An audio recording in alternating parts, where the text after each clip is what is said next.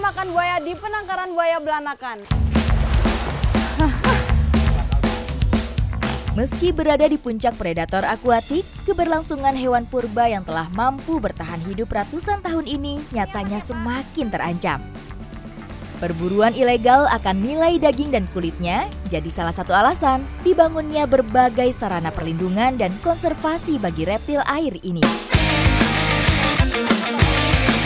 Salah satunya terletak di bagian utara Provinsi Jawa Barat. Sejak 1998, penangkaran Belanakan Subang telah menjadi tempat hidup bagi ratusan ekor buaya.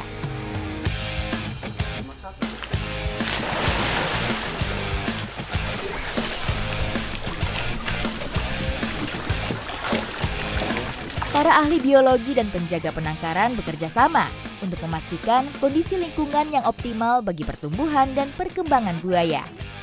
Termasuk ketersediaan area berair yang cukup, suhu yang sesuai, dan tentunya pemberian pakan yang seimbang. Nah, proses memberi makan buaya di sini itu dilakukan minimal 1 hari itu sekali dan ikannya bisa ikan apa aja. Untuk hari ini menunya ikan waung. Ini mereka pasti suka banget karena baunya amis banget. Selain sebagai wilayah konservasi, penangkaran buaya Belanakan juga merupakan area wisata.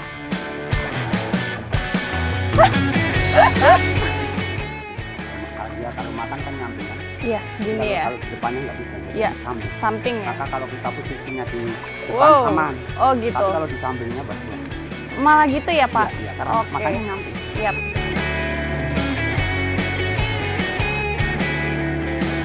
Wow.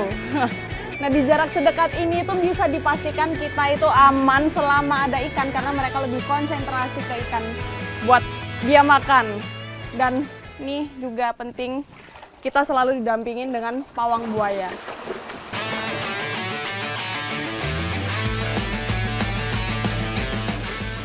Banyak yang belum tahu bahwa buaya memiliki kemampuan melompat dari air menggunakan ekor.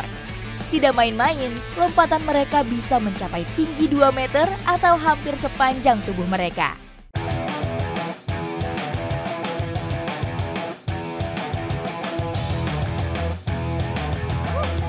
Tak hanya saat melompat, kekuatan buaya tak kalah besar ketika sudah mendarat.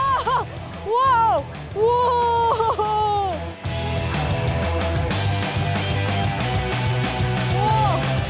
Berat banget ya Pak? Nah, memberi makan buaya pakai ayam dan diikat tali tambang seperti ini tuh seperti narik-narik tali tambang kayak lomba gitu sama buayanya. Dan ini berat banget Pak! Berat banget karena gigitannya, jauhnya mereka itu kuat banget. Ini ya ayamnya sisa paha aja nih dari yang tadinya utuh. Melelahkan sekali sih ini Pak. Iya.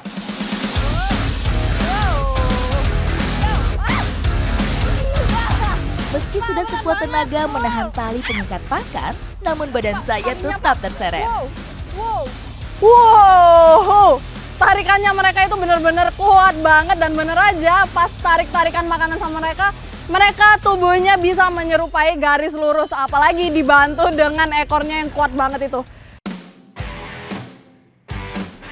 Sebagian besar buaya di Belanakan merupakan buaya muara, yaitu jenis buaya terbesar dan terpanjang di dunia. Beratnya bisa mencapai lebih dari 1000 kg dengan panjang antara 6 sampai 7 meter. Perhatian saya tertuju pada buaya terbesar di penangkaran ini, Jack. Yuk, Wow. makan, ya. Makan. Makan, ayo, makan. Ah, Ayo, buka dulu, giginya buka. besar sekali itu Pak. Buka dulu, ayo, buka. Buka dulu mulutnya. Ya. Buka dulu, ayo, buka. Ayo, buka terus, ayo.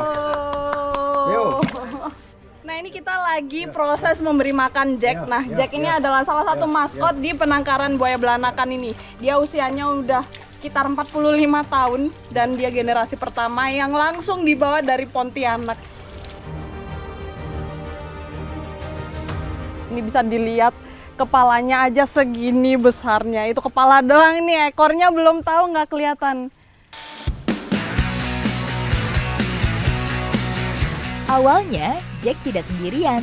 Baron, seekor buaya jantan lainnya, jadi sahabat setia Jack. Keduanya memiliki bobot kurang lebih 1 ton dengan panjang 7 meter.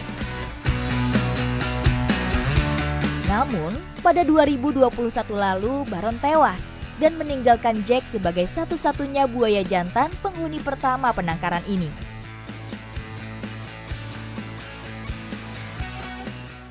Ini kapan bisa dilempar, Pak? Boleh ya? Langsung, ini saya mau lempar ayamnya.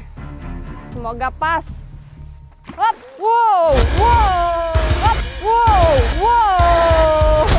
Ternyata ngelemparnya nggak pas dalam mulut, jadi dia agak ada pergerakan tuh bikin saya kaget. Tapi untungnya Jack ini udah baik banget. Apalagi ada Pawang, ada Pak Santoso di sebelah saya berasa lebih aman. Halo Jack.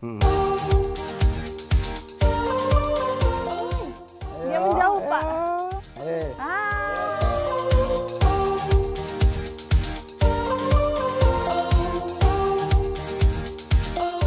Biasanya, akhir tahun merupakan waktu di mana buaya betina akan bertelur dan mengerami calon anak-anaknya. Nah, bulan-bulan November, Desember itu meletakkan telur. Oh, Ya, iya, sarangnya ini ya? seperti ini. Sebesar ini ya, Iya, Pak? Iya, iya. Wah, di sini ada telurnya nggak, Pak, kira-kira? Kita cek juga ada nggak. Ya. Ini dinaikin nggak apa, Pak? Nggak apa-apa.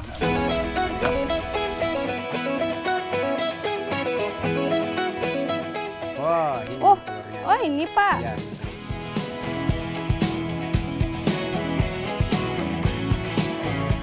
Nah, biasanya di sini kalau ada buaya yang bertelur, telurnya akan langsung dipindahkan ke inkubator supaya kesempatan untuk menetas lebih tinggi ya.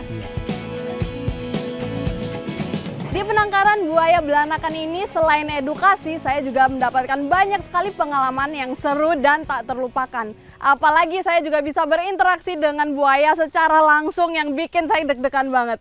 Ikuti jejak saya, jejak petualang.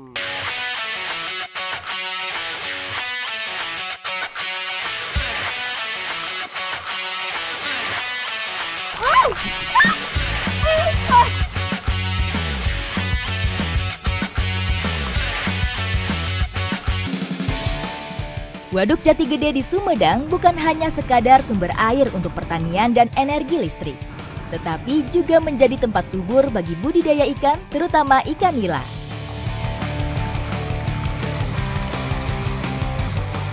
Kang, ini ikannya nggak ada yang... Ini saya lagi mau sortir ikan sekalian panen juga, tapi nggak itu aja karena banyak sekali tahap-tahapannya. Kira-kira seperti apa? Ikuti jejak saya, jejak petualang. Ini impossible ngambilnya, Kang. Aduh, mandi. Para pembudidaya ikan nila dengan penuh semangat mengelola keramba-keramba ini, menciptakan panorama yang menarik dan memberikan nilai ekonomis yang signifikan. Setiap kurang lebih 3 bulan sekali, proses panen ikan nila di keramba Waduk Jati Gede ini menjadi momen penting bagi para petani.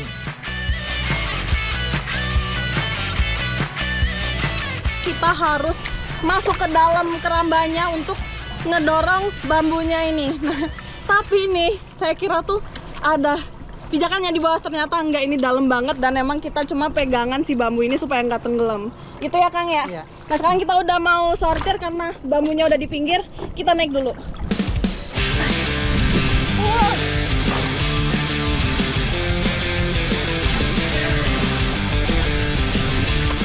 Dalam kolam keramba Jati Gede terdapat beberapa jenis ikan yang dibudidayakan secara bersamaan.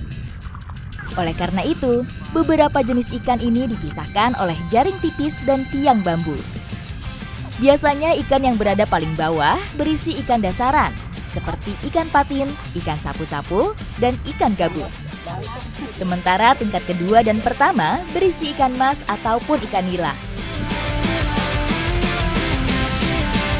Ikannya cepet-cepet banget sih lemparnya, sedangkan saya masih kesusahan karena ini ikannya licin banget. Jadi harus emang hati-hati megangnya sama harus perbanyak jam terbang ya Kang.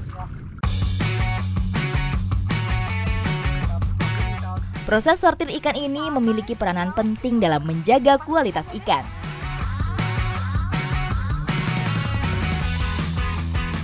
Ikan yang sudah mencapai ukuran panen dapat dipisahkan dari yang belum mencapai ukuran tersebut, memastikan pertumbuhan yang optimal bagi masing-masing kelompok. Ikan nila biasanya siap dipanen setelah mencapai ukuran sekitar 20 hingga 25 cm untuk konsumsi lokal dan lebih besar untuk pasar ekspor. Keseragaman ukuran ini bertujuan untuk memastikan bahwa ikan yang sejenis dijual dengan harga yang sesuai.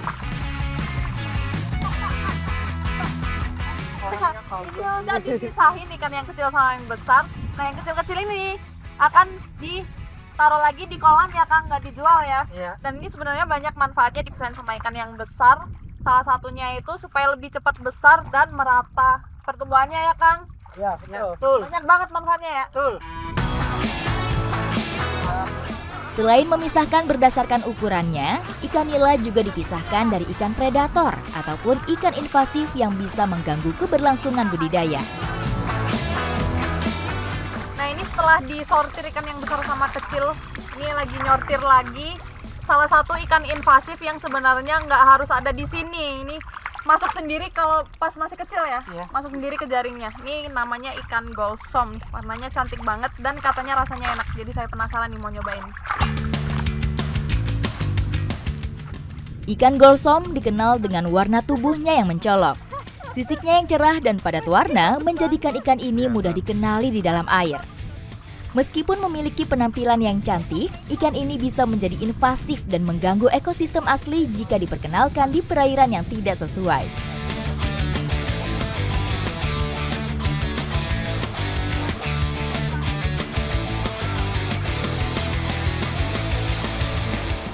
Setelah disortir, untuk memenuhi standar penjualan, ikan nila akan ditimbang kembali, baru kemudian dibawa ke konsumen ataupun pasar tujuan. Nah, metode pemanenan itu sebenarnya ada banyak. Jadi ada yang di blong, ada yang di balon. Nah, salah satunya ini nih, buat ngebawa ikan ke pasar dalam kondisi masih hidup.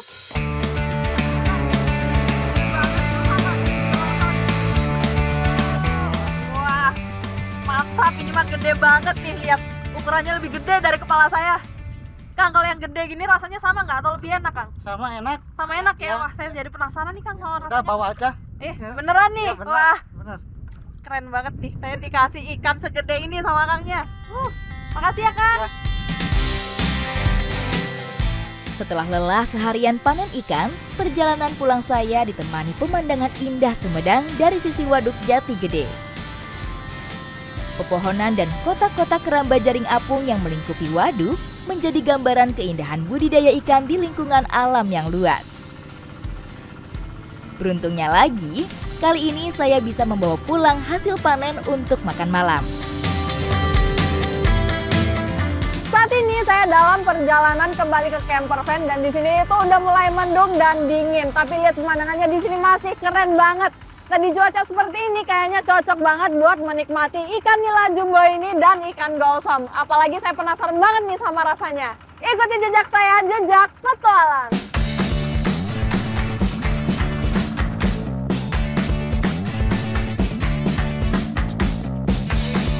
Ini dia ikan yang tadi udah udah dibersihin juga. Sekarang mau kita olah menjadi ikan bakar sambal cobek. Nah, sekarang kita siapin dulu bumbu-bumbunya.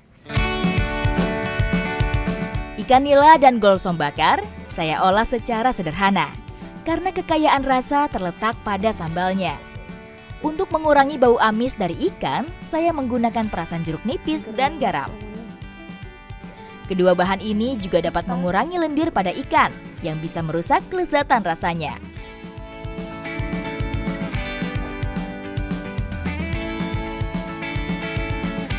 Wow, langsung dibuka. Bumbu yang saya gunakan untuk lumurannya adalah bawang putih tumbuk yang dicampur juga dengan minyak kelapa agar ikan tidak mudah menempel pada bakaran dan menambah aroma gurih.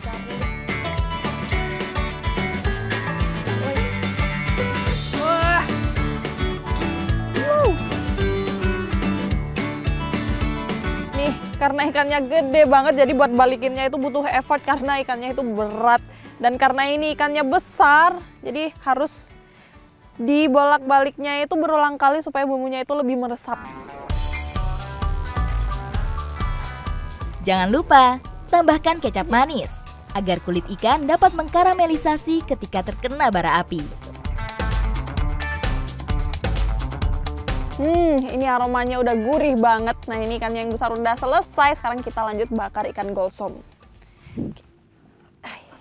Simpan dulu.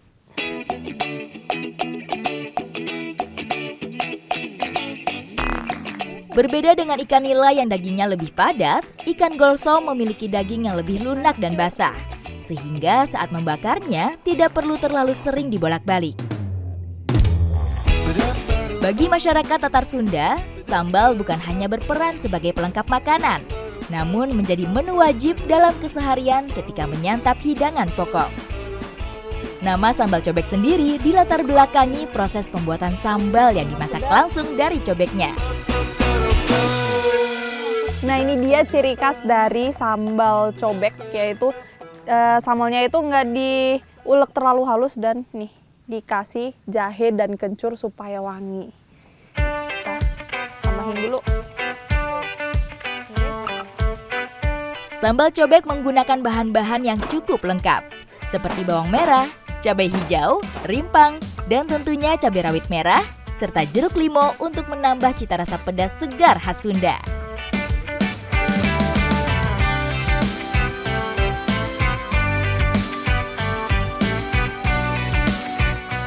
Wah, akhirnya nih yang ditunggu-tunggu mateng juga.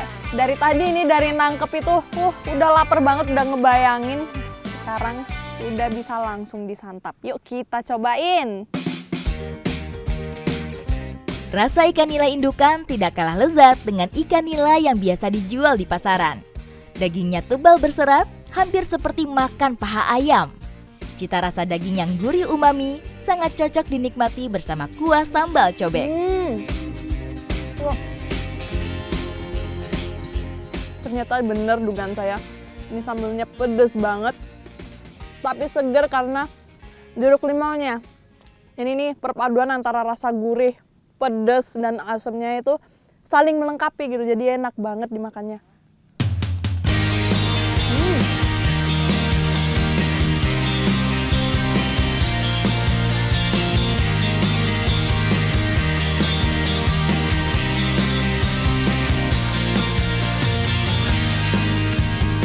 Selain rasanya itu enak banget, makan ikan yang gede itu pilihin durinya itu gampang banget, jadi makannya itu bisa puas, enak.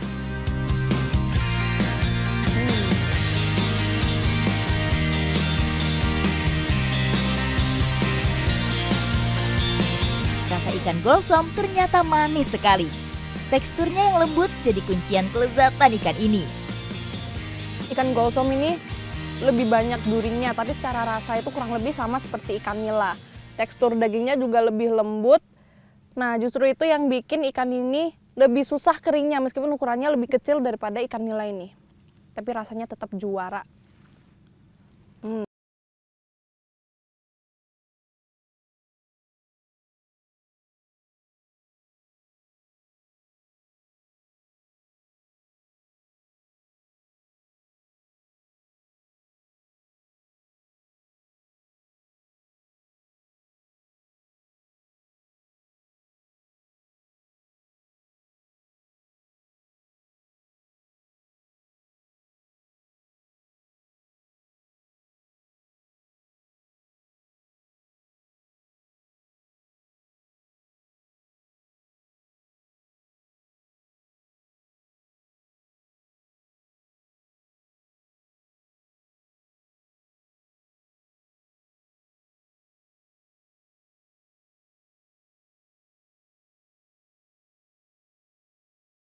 Tak henti-hentinya memikat hati saya.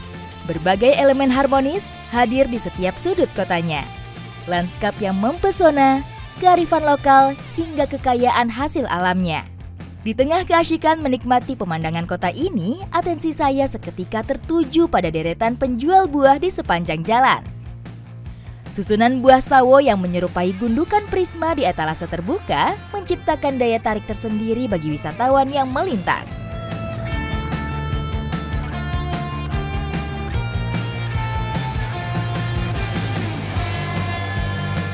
Selamat pagi, Bu. Wah, Bu, di sini ada banyak banget ya sawonya ya? Ya, Ini ada yang besar sama yang kecil, bedanya apa, Bu? cuman beda bentuknya aja, kalau rasa sama. Oh, serasa sama, ukurannya aja yang beda ya? Nah, ini ada beragam sekali bentuk-bentuknya sawo, tapi kata Ibu rasanya sama semua dan itu manis. Bu, saya mau nyobain satu, boleh nggak, Bu? Boleh, sayang. Ini langsung sama kulitnya aman ya? Udah bersih dicuci, Neng. Siap, Bu.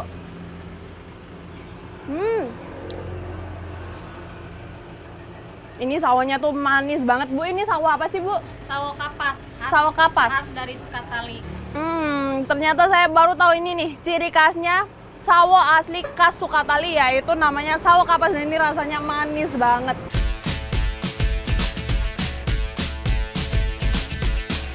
Buah ini memiliki kombinasi cita rasa yang unik, memadukan rasa manis dengan sedikit sentuhan keasaman yang menyegarkan. Teksturnya pun berbeda dari sawo pada umumnya yang lembek. Sawo kapas berdaging padat, lebih garing namun mengandung banyak air, sehingga sawo ini dapat bertahan hingga 1 minggu. Sejak lama, sawo kapas tumbuh subur di tanah subur Sukatali. Cuaca tropis dan tanah yang kaya akan nutrisi menjadikan kondisi lingkungan ini sangat ideal bagi pertumbuhan buah yang satu ini. Ini saya lagi ikut bapak-bapak ini untuk panen sawo dan ini udah nyampe di kebunnya juga. Dalam satu pohon ini banyak banget ya Pak sawonya ya. Jika sawo lain sudah dapat dipetik ketika warna kulitnya berwarna coklat tua, sawo Sukatali justru berwarna coklat terang ketika sudah siap panen. Yang ini bisa nggak Pak? Bisa Pak, itu udah pada tua itu. Oke. Ini panen langsung masuk ke itu ya Pak? Ya, ke air. Langsung dimasukin air. Ini bisa nggak Pak? Bisa itu, yang dua itu ya. Yang ini? Yang itu. Oke. Nah ini. Langsung netes ini getahnya. Sini aja masukin. Oke. Saat memanen buah sawo, usahakan agar buah tidak jatuh ke tanah. Buah yang terjatuh beresiko terbelah dan mudah busuk. Untuk itu, petani di Sukatali menggunakan teknik panen yang hati-hati untuk mencegah kerusakan pada buah sawo kapas. Pemilihan buah yang matang dan penggunaan alat panen yang tepat adalah kunci dalam menjaga kualitas hasil panen. Ini untuk sawo yang tinggi-tinggi ambilnya kita pakai gala atau di sini disebutnya sosok. Dan ini karena panjang banget jadi cukup membantu kita untuk ngambilin yang nggak bisa diraih.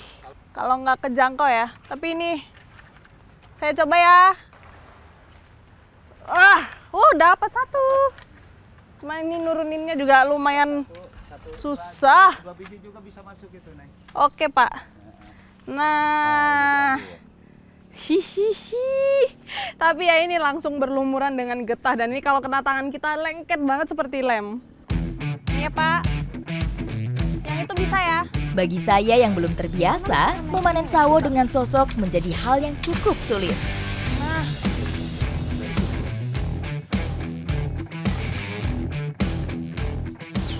Nah, susah kan Pak ini ketahan sama ini.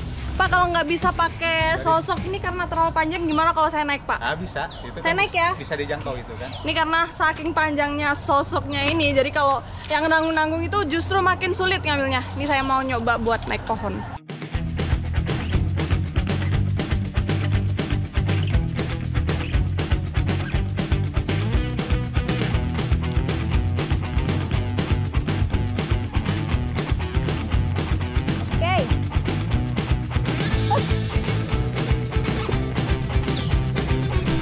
Sesaat setelah dipetik, sawo harus segera direndam dalam air.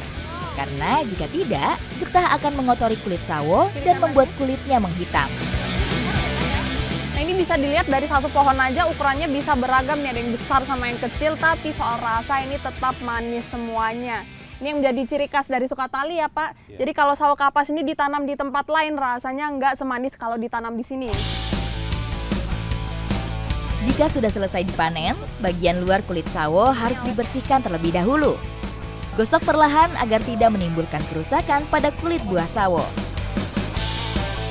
Biasanya setelah dipanen, sawo ini akan langsung dicuci dan dibersihkan kulitnya untuk mempercepat proses pematangan. Ini kita cuci semua ya Pak, satu-satu ya. Dan ini nyucinya juga nggak boleh terlalu kasar, pokoknya jangan sampai kulit sawonya ini terluka gitu. Kalau terbuka sedikit, semakin cepat busuk nantinya. Selain dicuci, beberapa buah yang cacat atau tidak layak dikonsumsi dipisahkan untuk pengolahan lebih lanjut. Buah yang memenuhi standar kualitas dikelompokkan untuk proses pemeraman. Tujuannya untuk mempercepat pematangan buah. Sawo yang baru dipetik tidak bisa langsung dikonsumsi karena mengandung lateks dan tanin yang tinggi sehingga menyebabkan rasa pahit. Pemeraman dapat dilakukan dengan cara menyimpan buah dalam wadah tertutup seperti ember, karung, ataupun diperam dengan menggunakan karbit. Setelah dicuci, sawo-sawo ini biasanya langsung diperam menggunakan karbit karena karbit memiliki sifat yang panas. Jadi selain mempercepat proses pematangannya, ini juga membantu untuk melembutkan tekstur dan membuat rasanya jauh lebih manis. Dan ini akan disimpan selama 2 malam ya Pak, sebelumnya nanti langsung dijual lagi. Selama proses pemeraman, petani secara rutin memantau kondisi buah-buah sawo kapas. Hal ini dilakukan untuk memastikan bahwa suhu dan kelembapan tetap sesuai dengan standar yang diperlukan agar buah dapat mencapai kematangan optimal. Oke, setelah mengikuti seluruh proses mulai dari panen hingga pemeraman, akhirnya terbayar sudah seluruh rasa penasaran saya. Nah, dengan ciri khas rasa yang manis legit ini, tak heran sawo kapas Sukatali menjadi primadona di Sumedang. Setelah ini saya akan melanjutkan petualangan saya. Ikuti jejak saya, jejak petualang.